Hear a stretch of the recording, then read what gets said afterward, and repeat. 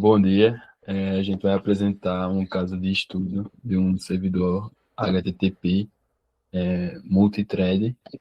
Ele recebe várias requisições ao mesmo tempo e cria threads de trabalho para atender os clientes em paralelo. E para isso funcionar sem bagunça, entra o sistema operacional que organiza os recursos. Daí a gente vai passar por três ideias: o papel do sistema operacional, o que fica no kernel e no shell, e como a separação entre modo usuário e modo kernel mantém o sistema seguro. Primeiro, o que é o sistema operacional? No nosso cenário, o SO é quem coordena os recursos do computador para esse servidor rodar direito. Ele gerencia a CPU, a memória e entrada e saída, decide quando cada thread executa e garante acesso correto à rede e, e ao disco. Segundo, kernel e shell. O kernel é o núcleo do sistema operacional, onde ficam as funções críticas, como escalonamento, memória e acesso a dispositivos. Já o shell é, é a forma que a gente usa para interagir com o sistema, tipo iniciar o serviço, ver logs, parar o processo, ou seja, é a camada de comando ou controle do lado do usuário. E terceiro, o modo usuário e o modo kernel, as threads do servidor rodam em modo usuário, com permissões limitadas. Quando precisam fazer algo privilegiado, como entrada e saída de disco ou rede, isso é executado com mediação do kernel em modo kernel, certo? Essa separação é o que evita que um programa comum acesse o hardware direto e comprometa a segurança ou a estabilidade do sistema. E aí entra as chamadas de sistema, que são um caminho oficial para pedir essas operações, é, onde Matheus vai mostrar o fluxo de syscalls e interrupções e estados. Bom dia. Eu fiquei responsável pela parte de processo, né, threads, o estado do threads, escalonamento e interrupções, né?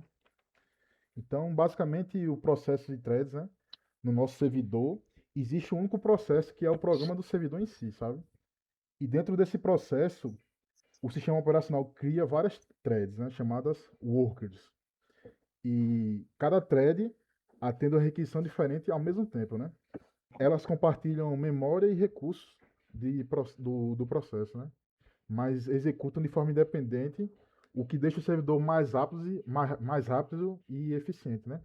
Então, o processo é uma estrutura maior e a thread é uma execução paralela dentro do processo, né? Agora eu vou falar sobre os estados de thread, né? Que cada thread pode estar em três estados, né? Pronta, executando e bloqueada, né? Pronta quando já pode usar a CPU e executando quando está realmente rodando. E bloqueada é quando precisa esperar algo para acontecer, né? E o bloqueado é um pouco diferente, então eu vou explicar ele mais um pouco aqui. Que no servidor a thread fica bloqueada quando ela fica esperando chegar dados da rede, esperando o disco responder ou aguardando a liberação de um mutex, né? E uma observação é que quando a thread está bloqueada não é erro, e sim um comportamento normal, né? Em aplicações com input e output. Agora eu vou falar sobre escalonamento, né? Que no caso é várias threads podem estar prontas ao mesmo tempo e o sistema operacional usa o escalonador para decidir quem usa a CPU, né? Tem um algoritmo como acho que é Rounding Robin ou próprio ou prioridades, né? Que garante que nenhuma thread fique presa sem rodar, evitando que o servidor trave ou fique lento, né? Dê problema no servidor para alguns usuários, né? O escalonador basicamente o serviço dele, né? Ele vai manter o servidor com resposta, mesmo sob carga, né? E agora, interrupções, que é mais um passo a passo, né? Que eu vou explicar aqui. Que quando um pacote de rede chega no servidor, isso gera uma interrupção no hardware, né? A placa de rede envia um sinal chamada IRQ para o processador. E o processador pausa o que estava executando, entra no kernel e roda uma rotina de interrupção, né? Que copia os dados para a memória, né? E depois disso, a thread que estava bloqueada, né, na rede, muda de estado e volta a ficar pronta para a execução. E a interrupção tem conexão com o estado da thread, né? A interrupção é o que faz a thread sair do estado de bloqueado que eu falei anteriormente. E basicamente é isso, né? É a introdução do que o Lucas irá falar, né? Eu falei sobre a questão do servidor web e o SO, como gerencia os processos, threads, estados, escalonamento, interrupções, para atender várias requisições ao mesmo tempo. Mas essas threads compartilham recursos, memórias e surgem problemas de concorrência, né? Que é o caso da parte de Lucas agora. Bom dia, eu fiquei com a parte de região crítica, exclusão mútua, mutex e putex e race condition. Em servidores, todas as trends precisam acessar recursos compartilhados, como um contador global ou um único arquivo do log. É nesse cenário que surge o race condition, no caso. Ela acontece quando duas trends tentam atualizar nesse momento dados ao mesmo tempo. Por exemplo, as duas levam o valor 99 no contador, por exemplo.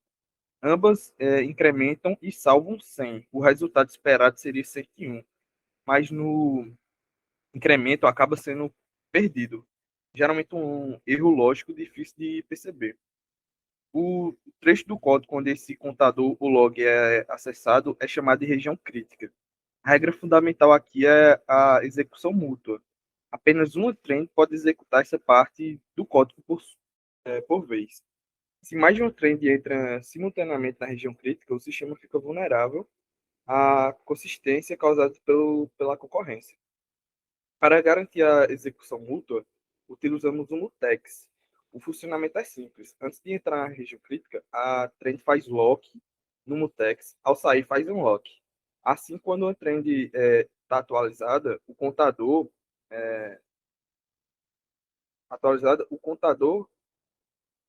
Calma aí, que agora eu perdi.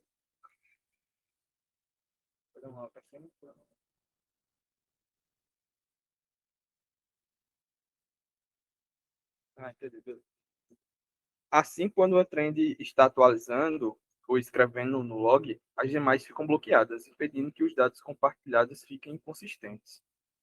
No Linux, esse mecanismo pode ser implementado de forma mais eficiente com o Fulltext, quando não há contenção. O lock e o unlock ocorrem rapidamente no espaço do usuário, sem necessidade de intervenção do kernel. Porém, quando existe disputa entre trends, o Fulltext recorre ao kernel para bloquear e acordar as trends corretamente, economizando troca de contextos e melhorando o desempenho.